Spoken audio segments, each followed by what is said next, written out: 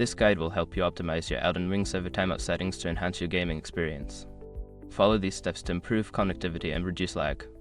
Step 1. Check your internet connection. Ensure that your internet connection is stable and fast. Use a wired connection if possible, as it is generally more reliable than Wi-Fi. Test your speed and ping to confirm that they meet the game's requirements. Step 2. Adjust network settings. Access your router settings and look for quality of service QoS options. Prioritize gaming traffic by assigning higher bandwidth to your gaming device. This will help reduce latency and improve server connectivity. Step 3. Configure firewall and antivirus. Make sure that your firewall and antivirus software are not blocking Elden Ring. Add the game to the exceptions list in both your firewall and antivirus settings to allow uninterrupted access to the game's servers. Step 4. Change DNS settings. Switch to a faster DNS server to improve your connection speed.